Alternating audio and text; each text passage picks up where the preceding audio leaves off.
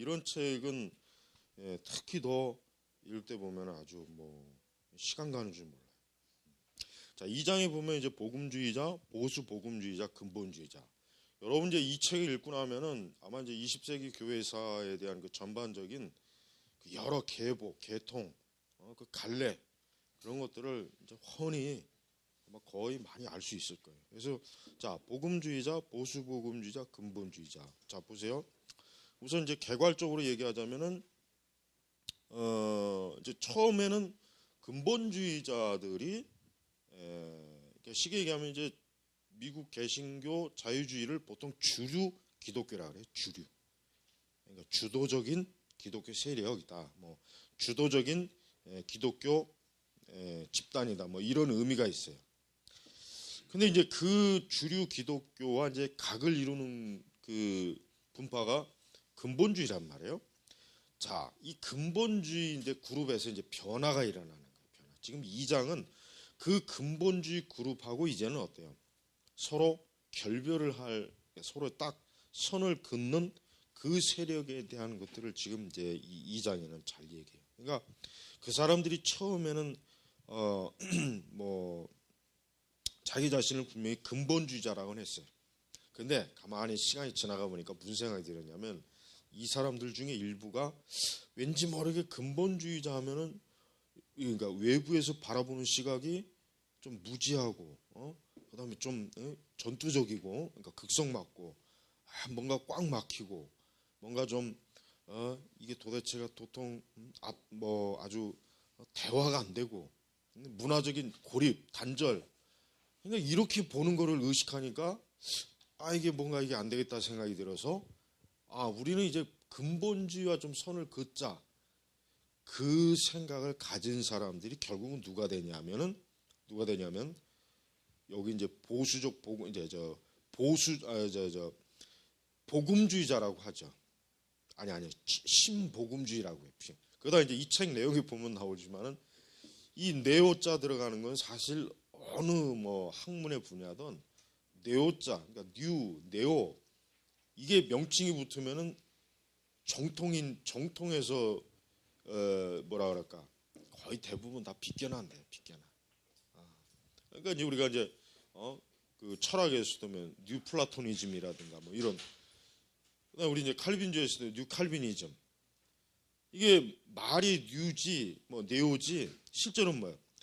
그 원래 정통 그 주류 그 노선에서 사실 비껴난 거예요. 그러다 보니까 이 사람들이 무슨 전략을 썼냐면은 네오자를 빼버린 거예요.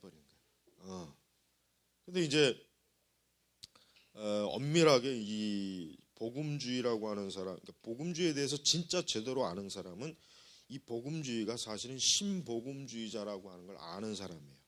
그러나 신복음주의를 모르는 사람들은 복음주의에 대해서 모르는 거예요, 사실은. 그러니까 이 책에는 이제 그게 과정이 이제 잘 나와요. 자, 이제 처음에 이제 들어가고 있지만은 이제 여러분이 우리가 이제 첫 권을 배웠잖아요. 복음주의는 사실 처음에는 그 정체성도 거의 분명했고 단일화됐는데 시간이 지나도록 이제 어떻게 됐냐면 시간이 지나도록 내부적인 균열이 생겨요. 그러니까 어떤 균열이 생기냐면 일단 교파에 의해서 복음주의가 자꾸 그 구분이 되고 그다음에 심지어 정치적인 성향에 의해서도 복음주의가 구분이 되는 거예요. 예를 들면 여러분 미국에서 이제 남북 전쟁 때 미국 기독교인들 중에는 어떠한 사람들이 있었냐면 영국의 왕, 영국을 지지하는 그런 복음주의자들도 있어요. 그러나 또 반대로 뭐냐면 영국을 지지하지 않는 복음주의자들도 있단 말이에요. 그러니까 정치적 성향에 따라서 이게 갈라지는 거예요. 그다음에 이제 뭐 당연한 건 뭐겠어? 신학적 성향이죠. 왜냐? 복음주의 안에도 정말 그 아주 스펙트럼이 진짜 다양해요. 사실 뭐 우리 지금 뭐 오늘날 이제 복음주의라고 이렇게 막 그 테두리를 쳐지만은 그 안에는 뭐 급진적 복음주의자, 뭐 보수적 복음주의자, 뭐 근본주의적 복음주의자, 그 외에는 또 사실 전혀 복음주의라고 할 수 없는데 자기 자신을 복음주의라고 칭하는 사람들, 자유주의적 복음주의자, 뭐 이런. 그다음에 이제 뭐 굉장히 많아요, 진짜. 뭐 정말 너무 많아서 그걸 일일이 다 구분하는 것도 참 쉽지는 않겠지만 큰 줄기로 보면 그런단 말이에요. 그러다가 이제 이 사람들이 이제 1940년대를 넘어와서 60년대 들어와서 이제 이 근본주의 그룹 안에 있던 사람들이 이제는 우리가 좀 더 새로운 그 토대를 해서 우리가 기독교를 다시 한번 좀 뭔가 일으켜 보자, 막 이런 그 생각을 가지고 있는 사람들이 이제는 출발하게 되는 거예요. 그러니까 1940년대 사실은 그 출발점을 보면 돼요. 1940년대, 1930년대까지는 그 미국의 기독교가 어떻게 바꿔지냐면은 자유주의와 근본주의로 딱 양분이 돼요. 그러다 1940년대 들어오면 어떻게 돼요? 그 근본주의 그룹에서 어때요? 자칭 신복음주의자들이 이제 나오는 거예요. 근데 그때도 사실은 복음주의자라고 하는 그 명칭은 그때는 이제 사실 그때까지도 쓰지는 않았어요. 뭐라고 썼냐면 진보적 근본주의라고 이렇게 썼어요. 진보적. 58페이지 나오죠. 진보적 근본주의. 그러나 이제 나중에는 이제 복음주의자라고 하는 명칭으로 이제 통일하죠. 그 직전에 이제 신복음주의자라고 하는 명칭을 쓰다가 그 네오자를 떼버립니다. 그들이 떼버려요. 그러나 그들이 뗀다고 해서 떼어지는 게 아니에요. 왜? 여전히 그 정체는 실제는 뭐야? 신복음주의자예요. 엄밀히 얘기하면. 자, 이제 57페이지로 들어가면은 1940년대는 기독교 종교적 진리에 대한 현대적 접근법, 과학의 권위, 성경 비평과 조화시키려는 현대주의자의 시도를 비난하던 이들이 근본주의자라고 하는 딱지를 기꺼이 받아들였는데 어때요? 그러다가 이 근본주의라고 하는 이 칭호가 자꾸 싫어지는 거예요. 자꾸 싫어진 거, 불편해지는 거예요. 그 요인이 여러 가지 있겠죠. 그러다가 이제 이 근본주의자라고 하는 거하고 좀 우리가 구별하자. 좀 이제는 이런 진짜 근본주의자들과는 좀 선을 긋자라고 하는 그런 운동, 그런 그 성향이 가진 사람들이 일어나는데 바로 이제 그 1900 지금 여기 잠깐 나오지만은 1947년에 이제 칼 헨리가 쓴 뭐예요? 복음주의자의 불편한 양심. 요쪽 번역이 돼 있죠. 얇은 책이요. 요 책을 쓰면서 이 책이 굉장히 중요해요.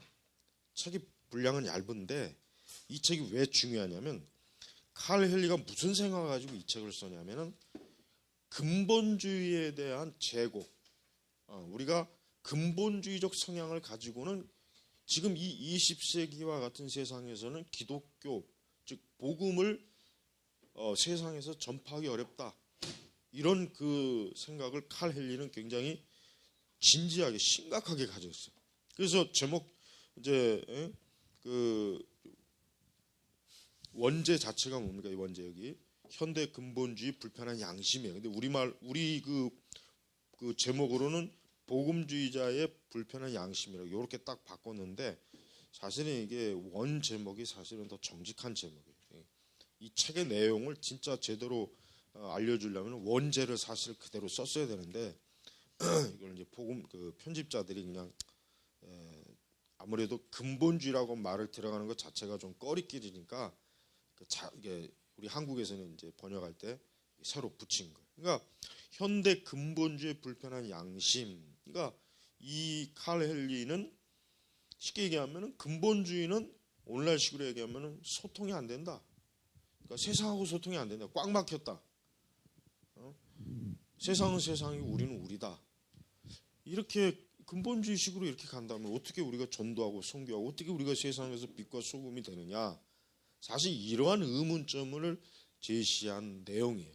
물론 이제 책 내용 자체가 굉장히 통찰력은 있어요. 통찰력도 있고 굉장히 사실 읽어볼 만한 내용이긴 하지만 근본적으로 칼 헨리는 이 책을 기점으로 해서 이제 근본주의와는 서로 이제 갈라지는 딱 경계선이 이제 여기서 나오는 것입니다. 가지고 이제 헤럴드 오켄카 이제 그 칼 헨리 아주 그 가까운 동네 헤럴드 오켄카도 굉장히 유명하죠. 칼 헨리나 헤럴드 오켄카는 쉽게 얘기하면 신복음주의의 아주 그 기수들이에요, 기수. 그다음에 거기에 한 사람 더 빌리그레암. 이 세 사람이 사실은 누구냐면은 미국의 복음주의. 그러니까 오늘날 전 세계 흔히 얘기한 복음주의자들의 그 어떤 뭐인가 마치 그냥 아브라함 같이 신복음주의의 믿음의 조상들의 이 사람들이 가장 이해하기 쉽게 얘기하면 헤럴드 오켄카 역시 그 책에 동의하면서 진보적 근본주의, 그래가지고 이 사람들의 생각이 뭐냐? 59페이지 바로 윗절에 바로 딱 요약이 되어 있어요. 많은 근본주의자가 사랑하는 순진무구한 신학적 전투주의와는 분명히 거리를 두는 일종의 고정적이고 성경적인 전통이어야 된다. 그러니까 오켄카나 칼 헨리나 이런 사람들에게 있어서 더 이상 근본주의를 가지고는 이 세상에서 어떤 기독교적인 영향력을 미치기는 어려울 것이다. 그럼 어떻게 됩니까? 고립될 것이다. 그러니까 이 신복음주의자들이 가장 두려워한 게 뭐였냐면은 그 동기가 뭐냐면 고립되는 거. 이거였어요, 사실은. 이게 가장 큰 원인이에요. 그러니까 신복음주의 태동의 근본적 원인이 뭐냐라고 했을 때 고립되는 것이에요. 왜냐하면 카렐리나 오켄카 같은 사람들은 어떤 사람들이에요? 굉장히 지적인 사람들이에요. 카렐리도 대단한 지적인 사람이고 오켄카도 마찬가지예요. 근데 이 사람들이 이제 어쨌든 그 주류 자유주의에 대한 거부감을 가지고 근본주의 그룹에 속해는 있지만 그러나 이 사람들이 자신들이 가지고 있는 그 어떤 관점, 어떤 지적인 면, 어떤 그 좀 더 이 세상에 좀 더 적극적으로 뭔가 기독교적인 그 어떤 영향력을 발휘하고자 하는 그런 거에 있어서 근본주의가 어때요? 이게 장애물이 되는 거예요. 이게 한계가 되는 거예요. 그래서 이 사람들이 생각하고 이대로 가지고는 그러면 나는 자기들은 어때요? 근본주의라고 하는 그 안에서만 평생 그러면 그 안에서 그냥 잘못하면 썩지 않겠느냐? 이런 두려움이 있는 거예요. 이런 두려움이 있으니까 어때요?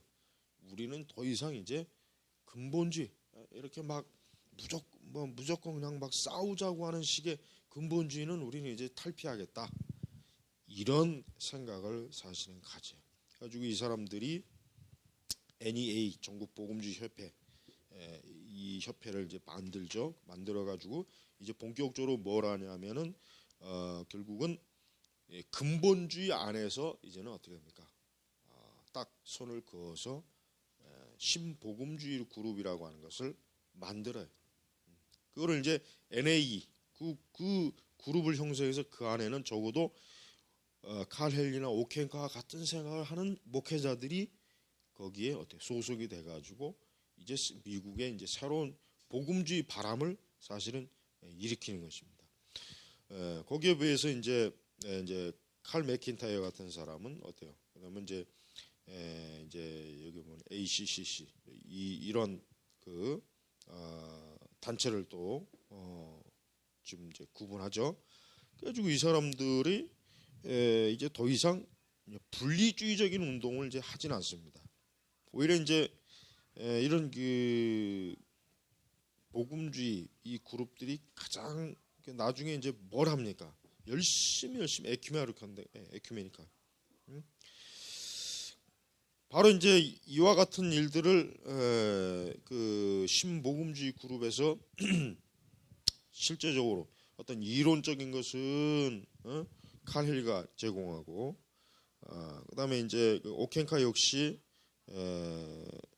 이론과 실천 면에서 굉장히 이 신복음주의를 미국에서 확대시키는 데 엄청난 영향을 많이 미치고 그러나 이제 가장 대표적인 사람은 역시 뭐니 해도 역시 그 빌리그레암이죠. 빌리그레암. 근데 우리가 이제 빌리그레암의 생애를 보면 알겠지만은 빌리그레암은 사실은 엄밀히 얘기하면은 우리가 이제 뒤돌아봐서 생각하면은 빌리그레암은 변절자가 맞아요. 빌리그레암 변절자가 맞아요. 사실 빌리그레암이 이 책에서도 조금 지적을 해요. 노골적으로 지적을 안 하는데 빌리그레암도 사실은 초기는 그냥 근본주의 그룹 안에 있는 그저 그런 부흥사예요. 예, 그러니까 별로 그렇게 뭐 두드러질 것도 없이 그러다가 이제 이 빌리그레함이 좀 더 뭡니까? 빌리그레함도 무슨 생각을 한 거냐면 자기가 복음주의 그룹 안에 있어서 갖고는 이 전도 사역이라고 하는 게 별로 크게 확장될 수가 없구나라는 걸 스스로 터득한 거예요. 그러다 보니까 어떻게 하면 나중에 자유주의자다라고 손잡는 거예요. 그러니까 하여튼 자기가 전도 사역하는 데 있어서 손 잡을 수 있는 세력이라면 다 잡는 거야. 다 포용하고. 원래 그 빌리그레함은 아주 그 골수 근본주의자였다. 원래는. 그런데 점차로 어떻게 해요? 자기의 그 전도 집회에 자유주의자들도 강단에 세우고 거기에 그 전도 사역에 그 어떤 지역 준비위원회 하면은 뭐 초교파로 그냥 심지어 가톨릭도 다 참여해가지고 자기가 어느 한 지역에서 전도 집회하면 그 지역에 있는 모든 기독교는 교파를 불문하고 심지어 가톨릭도 다 그 빌리그레함 전도 집회 그 운영위원회 거기에 다 들어가게 해가지고 그래서 사실은 성공한 거예요. 빌리그레함 집회. 그러니까 만약에 빌리그레함이 나는 자유주의자와 손 안 잡는다. 나는 가톨릭과 절대 함께할 수 없다. 그러면 빌리그레함이 그 이후에 그렇게 막 세계적인 전도자가 되기는 어려웠을 거예요. 틀림없어요. 근데 빌리그레함 자체가 그런 노선을 어때요? 무너뜨린 거예요. 그러니까 미국에서 이제 초기에 빌리그레함의 그 근본주의를 잘 아는 사람들은 빌리그레함을 전부 어떻게 합니까? 변절자라고 그래요. 한절 다. 밥 존스 같은 데서도 저 빌리그레함 배도자다, 배교자다. 이제는 더 이상 우리하고는 상관없다.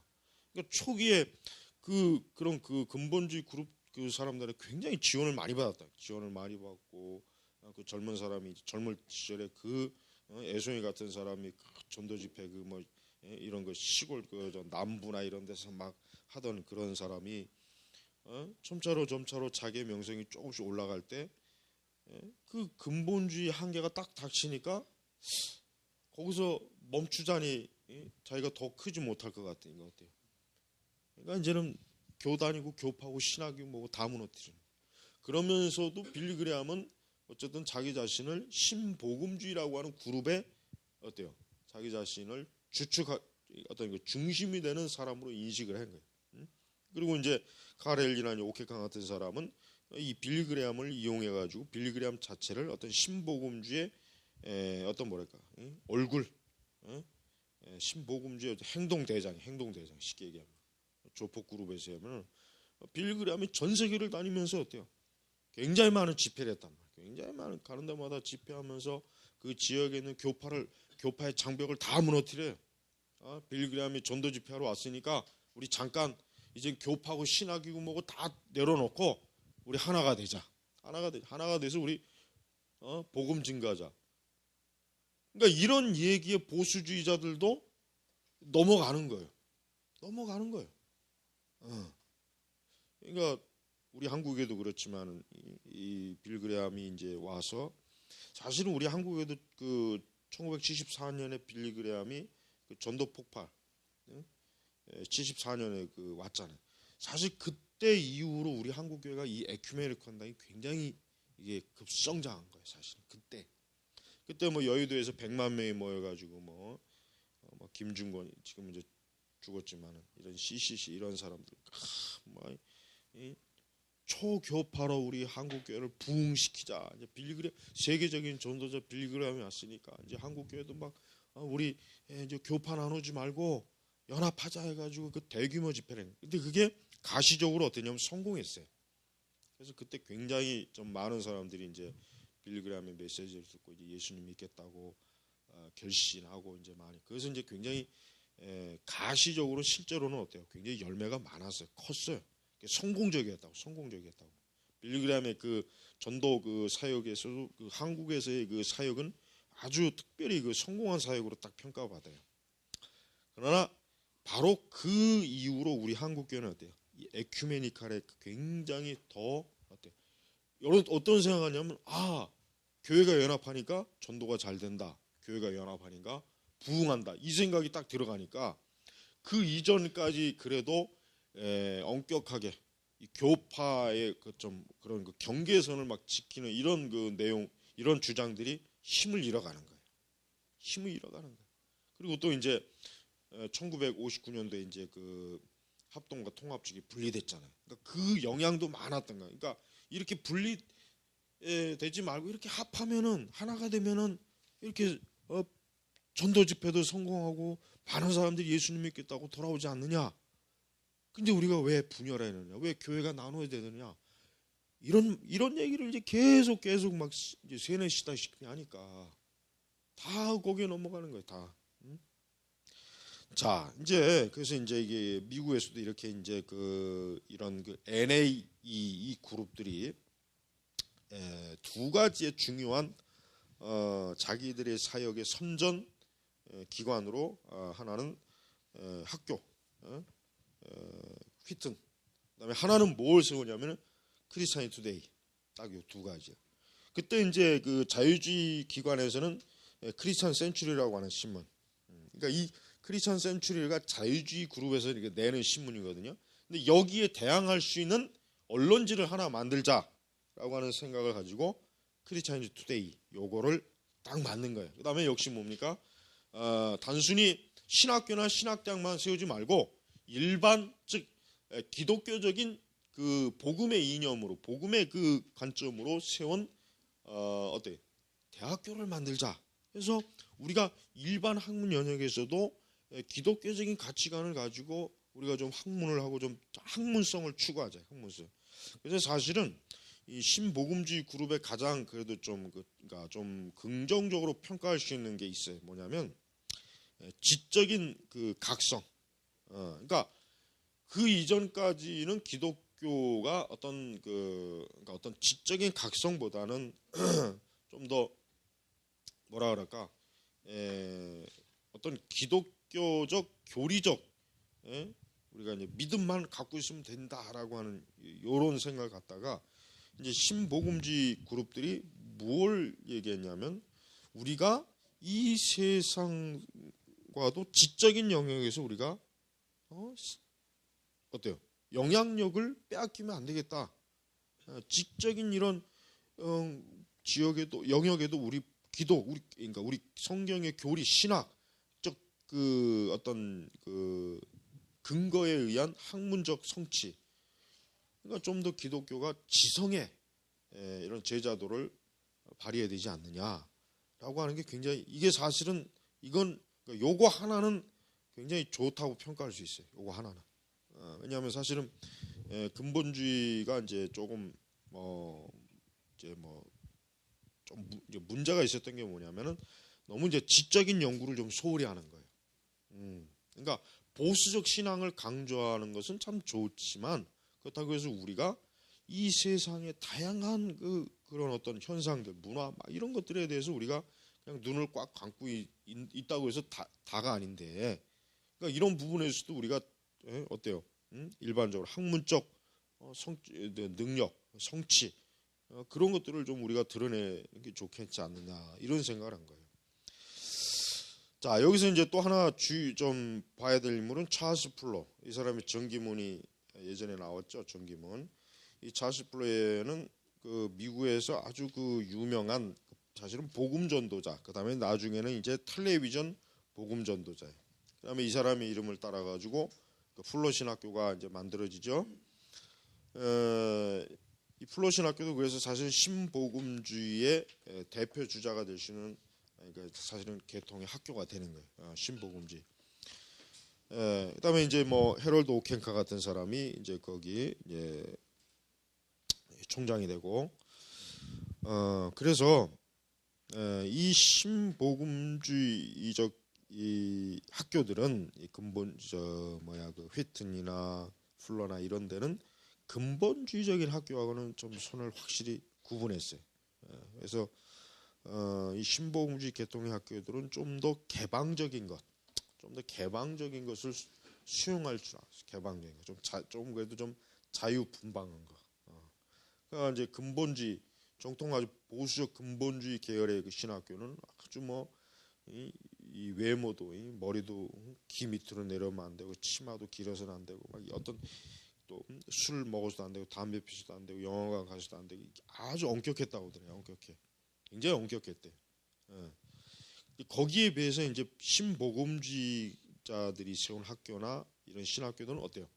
그런 규정을 그렇게 썩 중요하게 여기지 않아요. 좀 풀어준 거, 풀어준 거. 그러니까 신복음주의자들의 생각은 우리가 왜 그리스도 안에서 자유했는데 왜 우리가 뭘 이렇게 항상 이렇게 너무 그렇게 뭐 스스로 이렇게 억제한다고 해서 될 게 아니지 않느냐, 막 이런 주장을 펴는 거예요. 자, 이렇게 이제 그 신복음주의들은 전방위적인 어때요? 전방위적으로 이 복음주의라고 하는 이 기독교라고 하는 것을 이 세상에서 좀 더 적극적으로 어때요? 알리고 적극적으로 보다 더 어때요? 영향을 끼치는 것을 추구하다 보니까 이 사람들은 어때요? 이런 다양한 활동을 시도하면서 뭔가 이제 자신들의 정체성을 이제 수립해 나가는 거예요. 점차적으로. 그래서 이런 그 신복음주의자들은 어떻게 보면 굉장히 치밀한 계획, 그다음에 지적인 토대의 중요성, 그다음에 뭔가 이 세상과는 고립된 것이 아니라 이 세상과는 좀 같이 우리가 어차피 교회가 이 세상에 있다면 이 세상과 좀 어떤 공유하고 공통적인 관점에서 뭔가 좀 대화할 수 있지 않느냐, 이런 생각을 이 사람들이 사실 하다 보니까 결국 이런 경향으로 이제 가는 거예요. 자, 이렇게 여러 방면에서 이제 그 신복음주의자들은 아주 뭐라 그럴까 좀 활동성이 굉장히 강력해요. 그러니까 근본주의자들은 좀 활동성이 자기들 그 근본주의라고 그룹 안에서만 이 사람들은 활동하지만 이 복음주의자, 이 신복음주의자들은 어때요? 신복음주의자들이 주장하는 것은 모든 세상이나 기독교와 우리는 얼마든지 어때요? 교류할 수 있다. 그들과 같이 손을 잡을 수 있다. 이런 생각을 이 사람들의 생각 속에는 굉장히 뿌리가 깊어요. 깊어. 그래서 이와 같은 그 현상을 우리가 이제 볼 때 지금에 와서 이제 우리가 볼 수 있는 것은 이제 신복음주의라고 하는 그 그룹은 굉장히 어때요? 지금에 와서 돌이켜 보면은 이 세상의 문화와 이 세상의 영향력에 점령을 당했어요. 결론적으로 얘기하면 사실은 점령을 당한 거예요. 점령.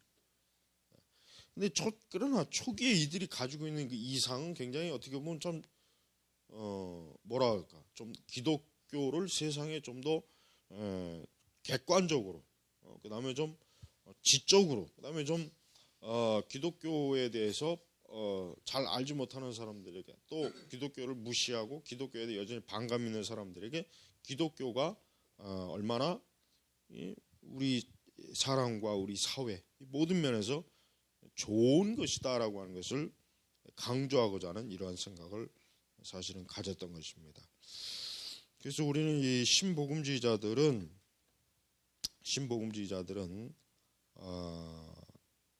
우선 자신들이 더 이상 어느 한켠의 구석에서 그저 자기들끼리 처박혀가서 그냥 뭐 기도하고 예배드리고 선교하고 여기에 만족하지 않고 어때요? 좀 더 넓은 세상, 더 넓은 세상을 좀 더 마음껏 휘저으면서 선교하자, 뭐 전도하자, 교회를 세우자, 기독교를 좀 뿌리 내리자라고 하는 이러한 생각을 이 사람들은 많이 한 거예요. 이 초기에는 이게 뭐 크게 나쁘다고 할 수는 없겠지만, 그러나 시간이 가면 갈수록 이 사람들이 가지고 있던 그 순수함이 어때요? 결국은 사라집니다. 그리고 가장 큰 문제는 신복음주의는 너무 개방적이기 때문에 걸러낸 게 없어요. 걸러내는 게 없어요. 신복음주의. 그러니까 그러다 보니까 신복음주의 자체 안에서 결국 그것 때문에 와해되는 일들이 많이 일어나는 거예요. 와해되는 일들이. 자, 이렇게 이제 그 기독교라고 하는 것은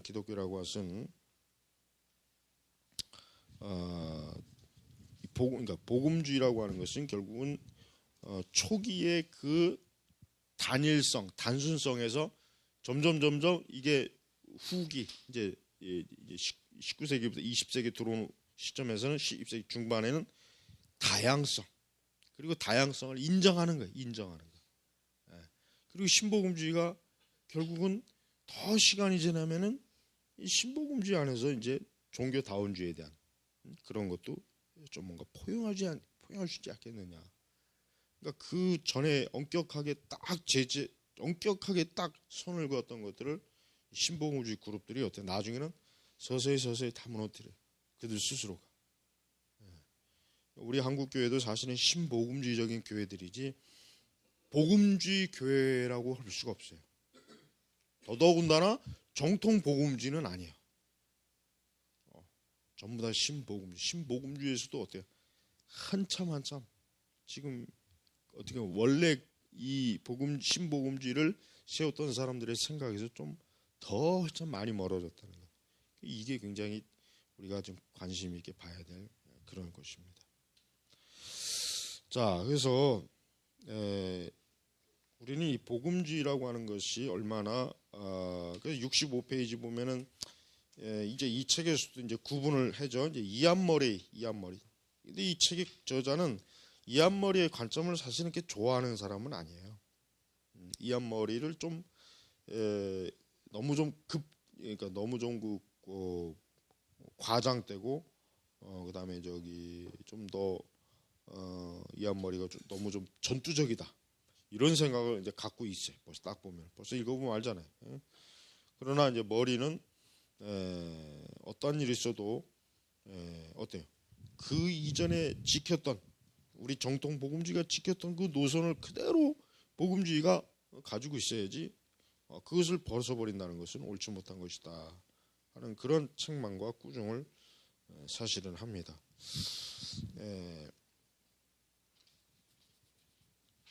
그래서 이제 그러한 그 영향들은 복음주의, 신복음주의와 개신교 사이를 더욱더 어때요?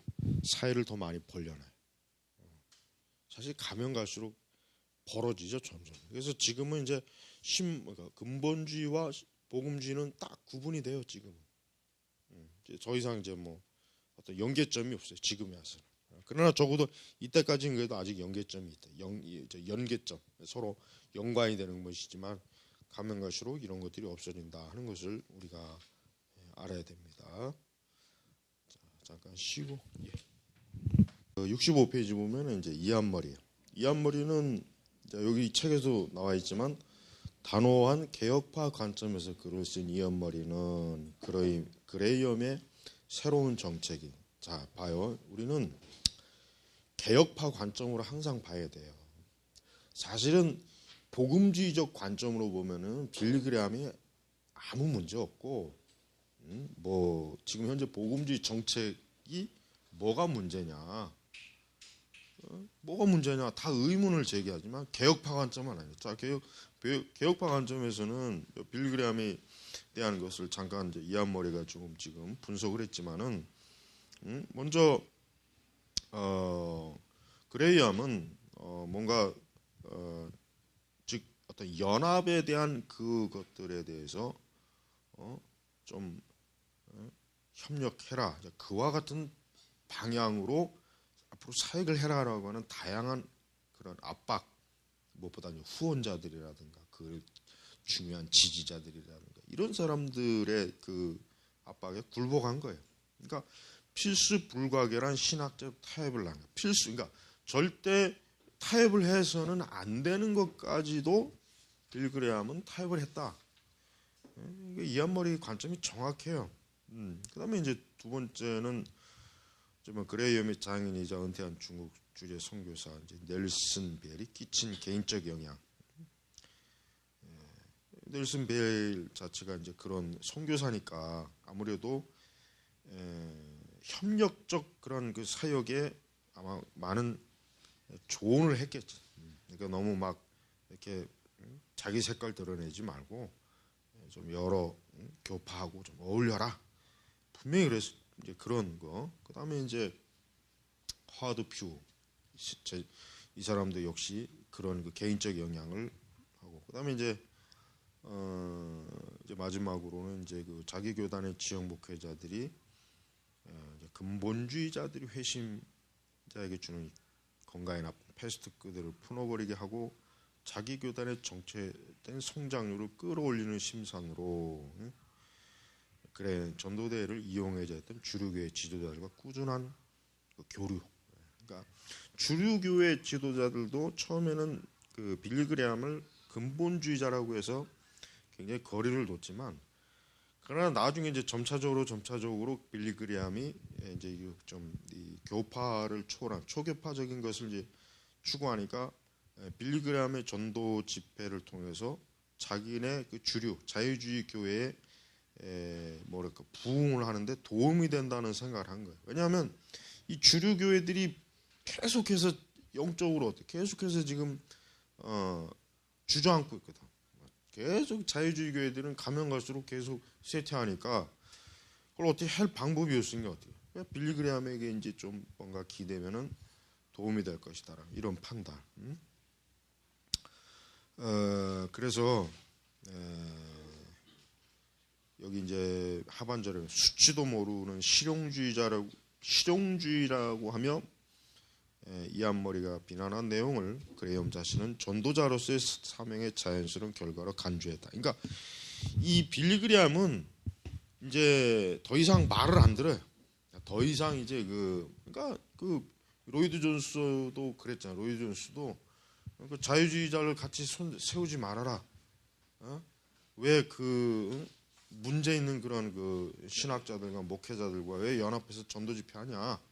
그거 하지 말아라. 그걸 안 해야 자기도 같이 협력하지만 하면은 자기는 협력 못 하겠다 했단 말이에요. 근데 결국 말을 안 듣잖아요. 그러니까 빌리 그레함이 어느 시기 지나면은 마치 자기가 하는 게 굉장히 잘하는 거로 착각한 거예요. 그게 굉장히 하나님께서 자기를 전도자로서 부른 일에 자기가 잘 지금 순종한다는 거예요. 그러니까 그를 정당하게 비판하는 사람들을 오히려 빌리 그레함은 율법주의자, 뭐 완고하게 좀 뭔가 좀 아주 그냥 보수적 근본주의자, 타협할 줄 모르고 뭔가 자기네만 옳다는 식의 이런 식으로 이제 빌리 그레함이 이제 받아들이니까 더 이상 이게 안 되는 거예요. 나중에는 이제 50년대 중반에 66페이지 보면 다양한 성에 대한 반응으로 그의 에큐메니칼 정신은 더욱 폭이 넓어졌어요. 그게 이제 지금에는 하도 폭이 넓어져 갖고 이제는 예수 안 믿어도 구원받는다 그러잖아요. 이렇게 폭이 넓어지면은 이렇게 되는 거예요. 그러니까 한번 이렇게 신학적인 폭이 넓어지면은 이게 멈추질 않아요. 더 넓어지고 더 넓어지고 더 넓어지고 이게 법칙이야, 법칙 이게.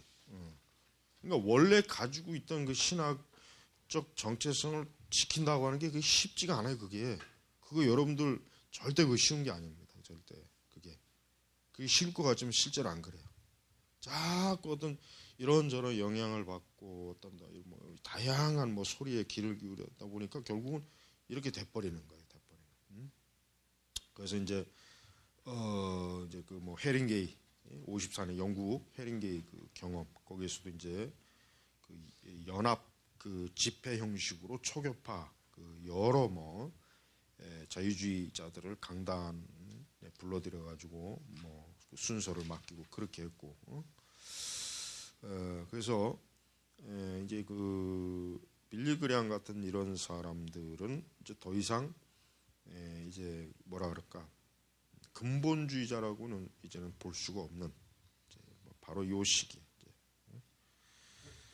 그다음에 이제 아까 내가 이제 잠깐 얘기했지만 이제 크리스찬이 투데이 우리 한국에서도 지금 크리스찬이 투데이가 한국어판으로 뭐 번역돼서 나오긴 하죠.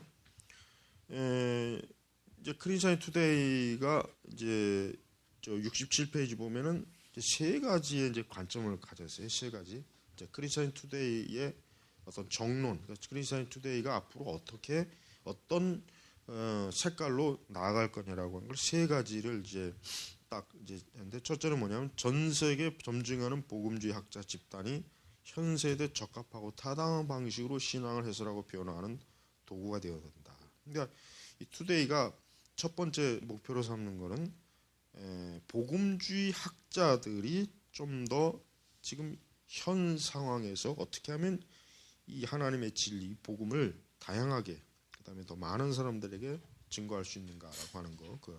그거 이제 목적. 두 번째는 하나님의 기록된 말씀으로서 성경의 완전한 신뢰성, 권위, 온전한 영감에 대한 입장을 타협하지 않을 것이다. 즉 이 잡지는 길 한복판에 애매모호하게 써 있는 잡지가 아니다. 그러니까 어쨌든 이 신복음지 그룹도 어쨌든 명목상으로는 어쨌든 자유주의하고는 손을 딱 그는 그래도 그 목적으로 이제 나왔으니까 성경의 영감성을 부정한다든가 부분 영감을 막 드러낸다든가 그런 짓은 못한 거예요.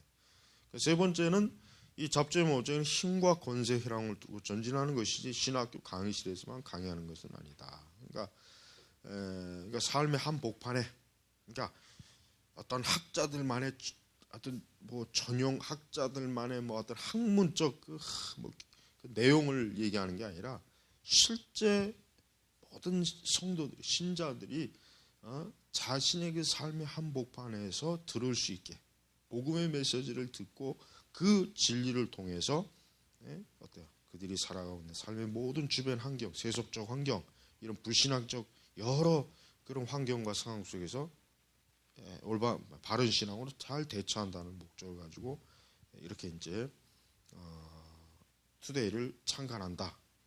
이런 방향으로 한다. 이제 이렇게 된 거예요. 그러니까 이제 투데이는 이렇게 이전에 이제 근본주의가 실패했다고 생각하는 그 영역에서 저들은 이제 다시는 그런 그 오류에 빠지지 않고 좀 더 공격적이고 좀 더 넓게 편만하게 기독교를 복음을 전하겠다. 이 복음에 대한 학문 좀 더 지적인 변호, 변증 그것을 하겠다라고 이렇게 이제 얘기하는 것입니다.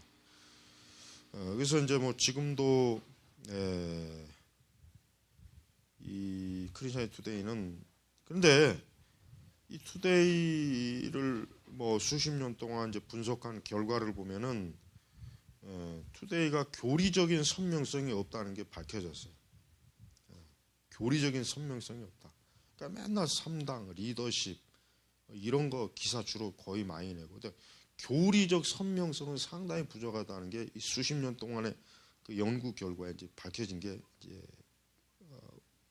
크리스찬 투데이가 좀 더 신학적이고 교리적 선명성이 상당히 부족하다. 거기에 대해서는 굉장히 기사가 적다 이거예요.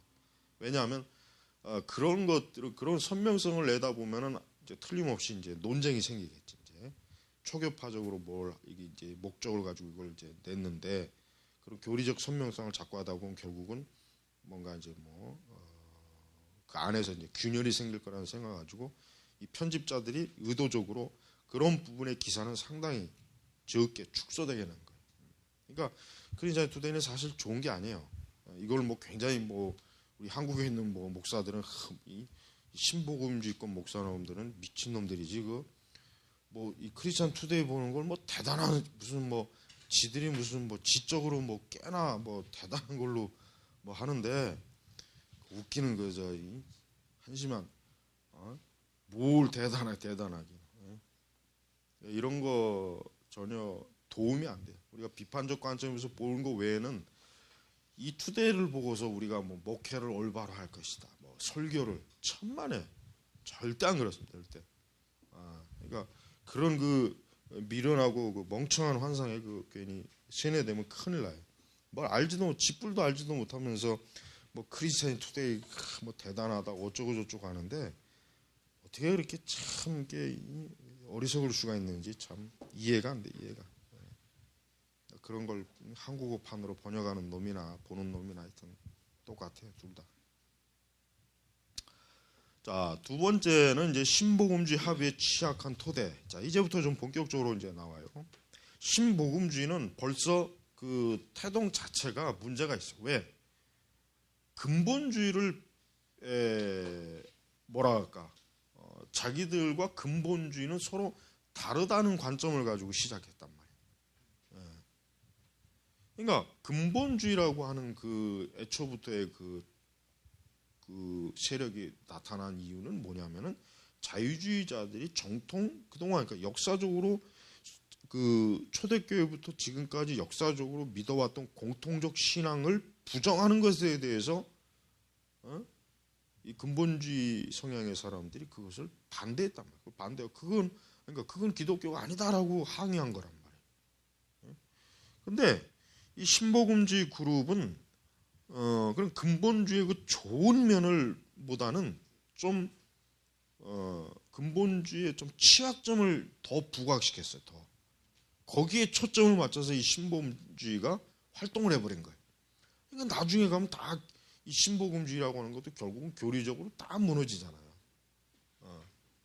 그러니까 신복음주의자들이 생각이 다 틀린 건 아닌데 문제는 근본주의의 취약점을 너무 지나치게 그걸 과대 해석을 한 거예요. 그게 문제. 그게 사실은 나중에 이제 신복음주의가 결국은 어때요? 결국은 자체가 무너지는 거예요. 신복음주의는 실패한 운동이에요. 하여튼 결론적으로 그걸 알고 신복음주의는 실패했어요. 아무리 뭐 카넬이나 오켄카나 빌리그레함이 신복음주의를 통해서 기독교를 좀 편만하게 선교와 전도와 세계 복음화의 뭐 어떤 원동력 뭐 그런 좋은 뭐 이상은 있었지만 신복음주의는 지금 이 시점에 와서 볼 때도 어때? 이미 그거는 실패한 운동이에요. 그거는 이미 벌써 기독교 역사에서 이미 벌써 퇴물이에요, 퇴물. 성공했다고 할 만한 게 하나도 없어요. 그러니까 신복음주의의 영향을 받은 20세기 기독교, 오늘날 우리 기독교를 봐요. 과연 더 진리를 고수하고 있는가, 진리를 벗어나고 있는가? 벗어나고 있잖아. 왜 그래? 이 신복음주의가 애초부터 뭐예요? 이 근본주의의 그 교리적 그 표준, 그 어떤 정확성에 대해서는 별로 중요하게 여기지 않고 근본주의자들의 어떤 취약점을 가지고 물고 늘어졌단 말이에요. 그러니까 잘못되는 거니까. 그래서 지금 2장을 들어가면 이제 오켄가가 54년 후반부터 플로신학교 총장이 된 이제 카넬. 이제 카넬이 이제 신복음주의라고 하는 용어가 좀 불편하게 여겨지는 거예요. 그래서 이제 나중에는 여기서 딱 나오잖아요. 신이라고 수식어를 뺀다. 네오자를 빼는 거예요. 그러면서 이제 역사적 기독교라고 권하죠. 이게 굉장히 잘못된 거예요. 그러니까 이 카넬 자체가 자기 스스로 이 신복음주의라고 하는 것이 얼마나 취약하다는 걸 스스로 증명하는 거예요. 왜? 신복음주의가 그렇게 옳다. 그게 진짜 성경적으로 신학적으로 바르다면 신복음주의를 그대로 써야지. 왜 역사적 기독교 거기다 왜 역사란 말을 왜 붙이냔 말이에요. 쉽게 얘기하면 이거는 미혹하는 거, 오도하는 거야. 그러니까 자기들은 초대교회부터 지금까지 정통 역사적 관점으로 온 기독교다. 이런 식으로 뭐 가면을 쓰는 거야. 가면을 쓰는 거야. 사실은 아니죠. 사실은 역사적 기독교라고 할 수 없어요. 신복음주의는 역사적 기독교라고 붙일 수가 없죠. 사실은. 진짜 말 그대로 네오예요. 네오. 그러니까 돌연변이지 더 정확하게. 돌연변이 복음주의. 심자도 붙이면 안 돼. 돌연변이 복음주의. 돌연변이. 그러니까 빌리그레함도 돌연변이지. 우리 한국의 사랑의 저 오씨도 마찬가지고 저 온누리 그 누구야 그저 죽은 놈 하씨도 마찬가지. 그 전부 다 돌연변이들이란 말이에요. 걔들. 지금 우리 한국의 돌연변이가 아닌 사람들 지금 쉽게 얘기하면 거의 대중성을 띠고 있는 목회자들 중에 돌연변이가 아닌 사람이 없잖아요. 저 분당의 이씨도 마찬가지고 저 명일동의 김씨도 그렇고 저 김씨 저 사람은 더 슈퍼 돌연변이에요. 저 사람.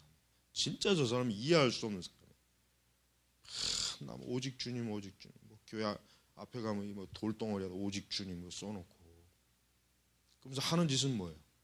그 오직 주님을 배척하는 짓을 하고 있잖아요. 뒤에서. 그러니까 완전히 쟤들은 나는 이 신복음주의가 내가 자유주의자들보다 더 경멸하는 사람들이 신복음주의. 자유주의자들은 애초부터 기독교의 정통성, 역사성 자체를 부정한 사람이에요. 그러니까 이 사람들은 그럴만해. 그러나 이 신복음주의자는 어때요? 봐요. 왜 카넬이 왜 역사적 기독교라는 쓴 이유가 뭐냐 이거예요. 자기들 자체가 떳떳하지 못하거든. 그러니까 그걸 의식하는 거예요. 그걸 의식 안 하면은 왜 신복음주의라는 말을 왜 자랑스럽게 왜 못하냐고.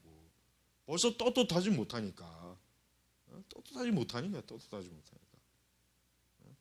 그러니까 이 신복음주의자들은 역사적 기독교가 뭔지를 알면서도 어때요?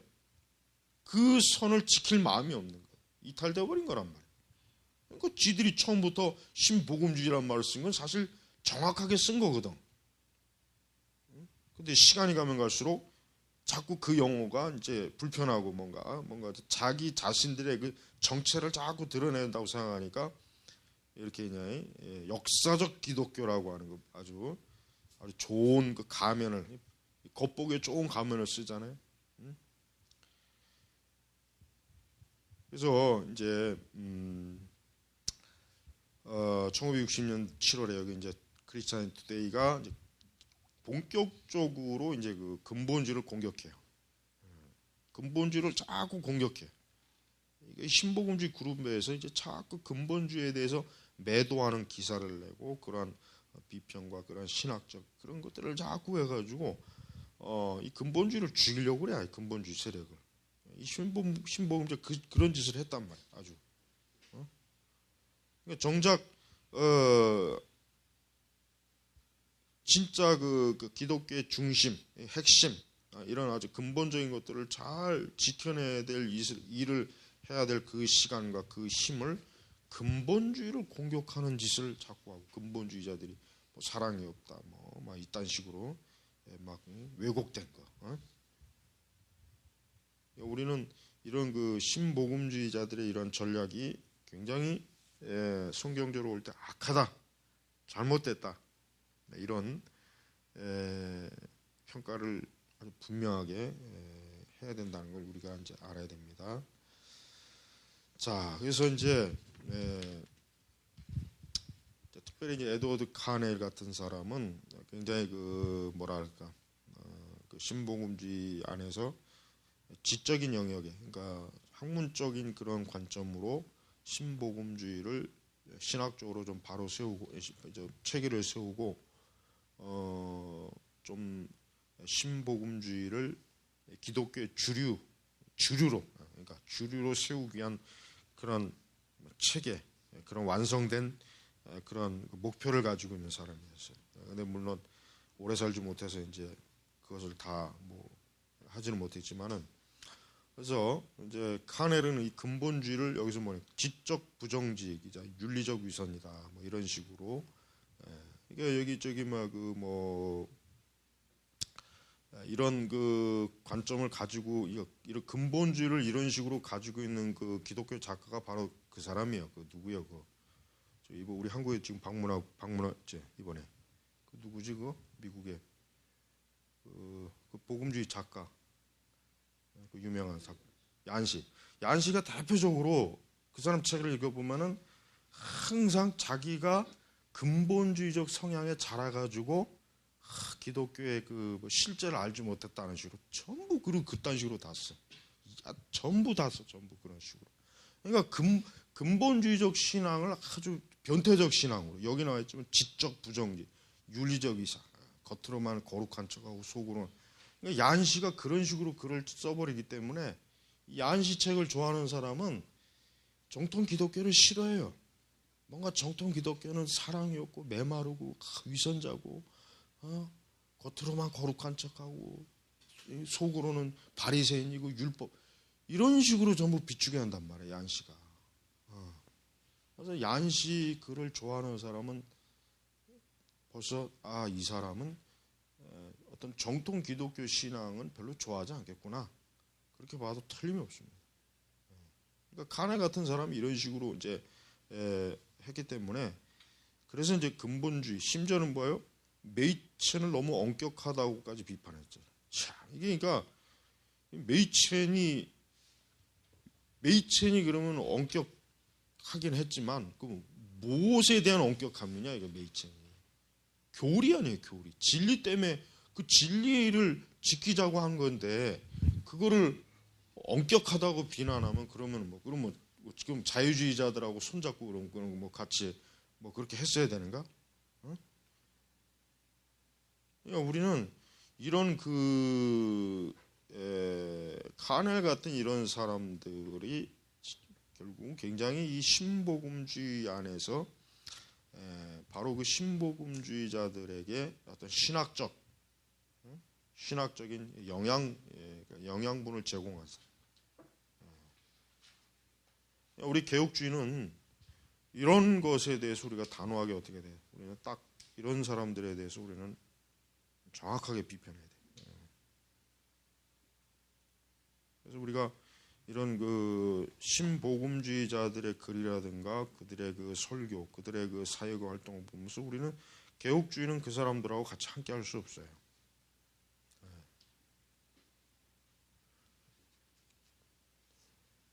자, 근데 이제 뭐 우리나라에서 개혁주의 운동하는 사람들 보면 뭐 신복음주의에 대해서도 무지해요, 무식해, 몰라.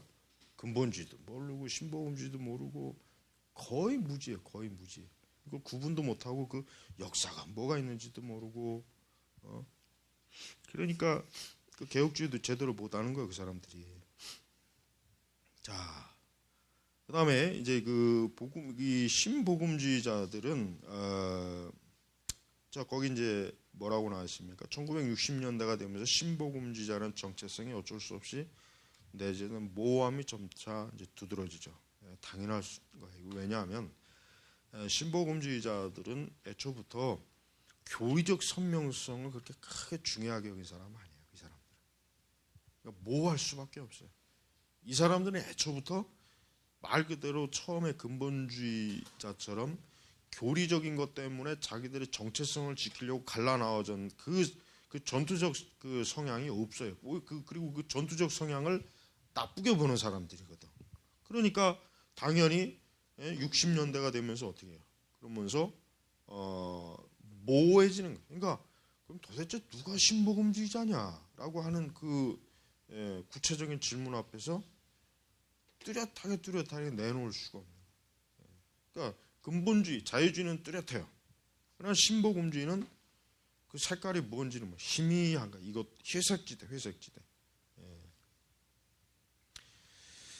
자, 이렇게 이제 이러한 그 상황에서 이제 뭐 다양한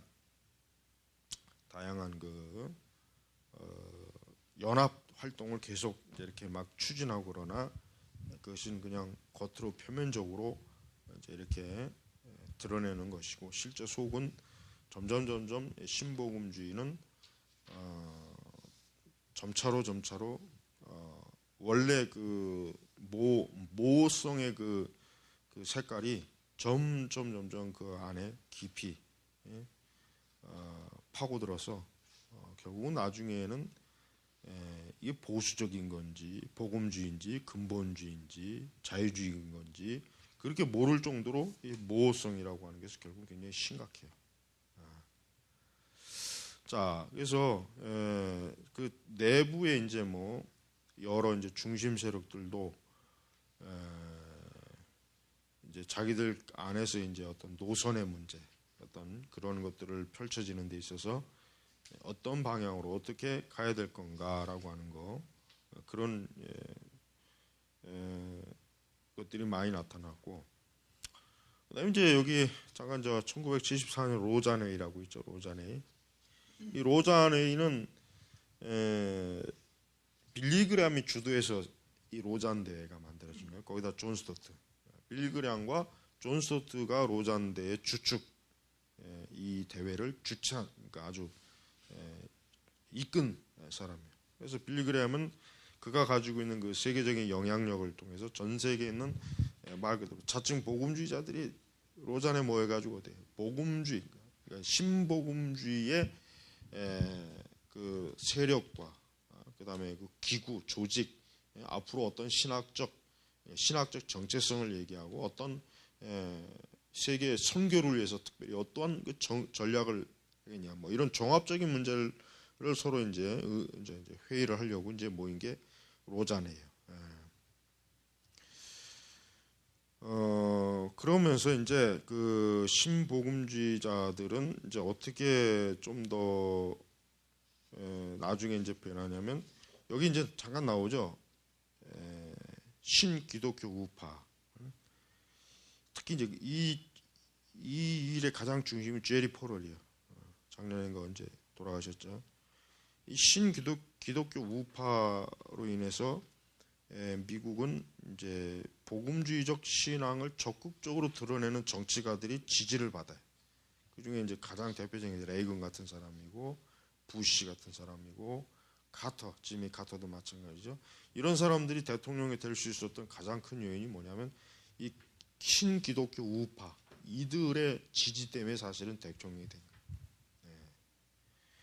그러나 이제 그 신기독교 우파는 좀 더 이거는 뭐 여기서 뭐 크게 뭐 많이 다루진 않았지만은 여기 이제 잠깐 나오죠. 72페이지 나옵니다. 이제 제리 포럴이 가장 이 일을 이끄는 지도자예요. 제리 포럴.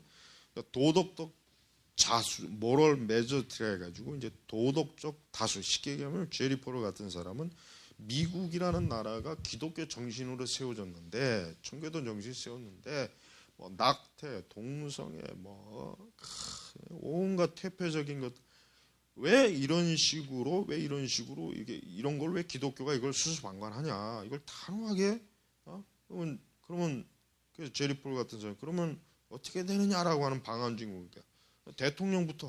대통령이나 정치하는 사람부터 기독교적인 우파 성향의 사람을 뽑아야 된다 해가지고 우파적 성향의 그 대통령을 막 지지하는 그런 운동, 정치적 활동도 엄청 많이. 그래서 두 번째 부시가 그러니까 그 대통령이 될 수 있었던 가장 큰 힘은 이 제리 포럴, 이런 그 기독교 신우파 세력이 지지한. 그러니까 미국 안에서 그래서 이런 좌파 성향의 인간들은 이 신기독교 우파를 굉장히 싫어해요. 굉장히 싫어한다고 하죠. 미국의 이 좌파들은, 미국에는 이 좌파들이 좀 멍청해. 우파가 똑똑해. 미국은 이 우파 애들이 아주 굉장히 탁월해요. 모든 면에서 탁월해요. 좌파는 별로 그렇게 힘을 못 써요. 한국은 거꾸로예요. 한국은 우파가 멍청하잖아요. 모든 면에서 우파가 멍청한다. 좌파가 스마트하다고, 전략도 그렇고 뭐 결집, 행동 같은 뭐 보면. 그러니까 미국은 우파가 세다. 우파. 좌파가 우파를 이기지 못해. 절대 못 이겨. 갖고는 오잖아. 우파가 아주 좌파를 갖고는 온단 말이야. 촘스키 같은 사람이 지 아무리 떠들어대도 별로 영향이 없어요. 실제로는. 바로 그 우파 세력의 중심을 누가 지금 그 영향을 미치는, 바로 이 제리 포럴 같은 이 사람들이 만든 이런 기독교 우파 이 집단이. 그래서 이 사람들은 여기 이제 좀 더 확고한 성경적 원리로 세워진 나라로서 미국이라는 가정된 역사적 상태로 미국을 회복시키는데 헌신된 신기독교 우파의 더 광범위한 정치 캠페인은 많은 복음주의 지지를 얻는 데 성공했다. 그러니까 왜 성공할 수 있었던 원인은 뭐냐? 일단 미국 자체가 계속 쇠퇴하거든. 제일 먼저 쇠퇴하는 게 뭐야? 도덕적 쇠퇴야 이제. 청소년들이 마약하고 총질하고 죽이고 싸우고. 그러니까 미국이란 나라가 이게 도대체가 이게 언제부터 이렇게 개판이 됐냐 이게. 그러니까 이런 것들에 대한 염증, 이런 것들에 대한 불안감을 많은 기독교인들이 막 갖고 있는 거예요. 이러다 미국이 망하는 거 아니냐, 하나님의 심판받아서 이거 소돔과 고모라 되는 거 아니냐. 그러니까 그런 것들을 일소하기 위해서는 어떻게? 정치가들부터 제대로 된 놈, 신앙 가진 놈, 공적으로 하나님 고백하는 사람 세워야 된다 이게. 그게 제일 첫 번째. 그리고 이제 사회 법률이라든가 이런 것들을 전부 기독교식으로 다 바꾸자 이게. 바꾸자. 더 이상 이런 그 세속적 가치관이 끼어들지 못하게 하자. 그러니까 공립학교에서 다시 주기도문하고 공립학교에서 다시 성경 공부하자는 운동을 굉장히 많이 일으킨다고. 그러니까 물론 이제 미국만의 어떤 정형적 어떤 기독교 행동주의적인 모습이긴 해요. 그래서 또 많은 비판도 받고 있어요. 많은 비판도. 근데 이제 나는 이걸 사실 그렇게 꼭 나쁘다고 생각 안 해. 우리 한국도 사실은 이런 기독교 안에서 이제 우파 성향의 사람들이 좀 똑똑한 사람들, 좀 제대로 이게 그 멍청한 거 뭐 청교도 뭔지 뭐 정광 뭔지 하는 그런 떨거지 같은 놈 말고, 그 무식한 놈들 말고 좀 제대로 좀 이렇게 가지고 있는 사람들이 강하게 이렇게 얘기해, 이렇게 뭐 기독교 안에서 얘기되는데, 지금 우리나라 기독교는 좌파가 또 지금 다 지금 접수하고 있어요. 좌파가. 기독교 안에서도 봐요. 지금 좌파 애들이 전부 다 저기 인터넷 신문이라든가 이런 대중 집회 이런 거 해가지고 전부 지금 좌파들이 다 지금 활개를 치잖아. 큰일이야 지금 우리나라는. 미국은 그나마 이런 기독교 우파 성향의 사람들이 이렇게 있으니까 그나마도 뭔가 좀 보수적인 그런 뭔가 좀 기독교 중심적 뭔가 이게 가치 회복이나 세계관 이런 걸 그래도 얘기하는데, 한국은 이게 다 죽어버렸어요 지금. 한국은 뭐 교회 안에서 조금만 어떤 뭐 우파적 얘기하면 막 지랄 발광하잖아요. 젊은 놈들부터. 옛날에 뭐 노무현 욕하면은 교회 안에서 막 청년 애들이 막 반발하 그랬잖아요. 젊은 애들이. 이게 지금 나라가 이게 지금 어떻게 되냐, 이게 교회가 지금 도대체 이게 정신이 없는 거야 이게 지금. 그러니까 똑똑해야 돼. 이런 정치적 성향에서도 똑똑하고 아주 예리해야 돼. 절대 저 좌파 놈들한테 휘둘리면 안 된단 말이야.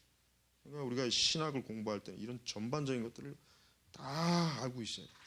그래야 우리가 그런 저런 세상에 저런 그 떨거지 같은 녀석들한테 절대 이용 안 한다는 거란 말이에요. 그러니까 미국엔 그래도 이런 사람도 있어요. 미국. 근데 한국은 없단 말이에요. 한국의 기독교가 지금 왜 이렇게 개판이 되고 엉망이 되냐면, 이런 그러니까 그런 잘못된, 그러니까 정통 보수적 바른 신앙을 갖고 있는 사람들이 전혀 영향이 없고, 이상한 사이코 같은 놈들이 이상한 말 해가지고 그냥 방송에서 웃음거리나 되고 놀림거리나 되고, 그래서 그런 거예요. 그러니까 젊은 애들도 싫어하는 거란 말이에요. 그러니까 우리 여러분들이 이거 잘 알아들어야 돼. 자, 다음 시간에 이제 72페이지부터 이제 3 잉글랜드 국교회. 그러니까 여러분 이 책 굉장히 아주 내용이 풍성해요. 단 풍성하지만 개혁주의적인 관점으로는 아니에요. 나는 이걸 내가 개혁주의 관점으로 지금 다시 내가 해설을 하는 거야. 아까 이 부분도. 자, 그래서 다음에 보겠습니다.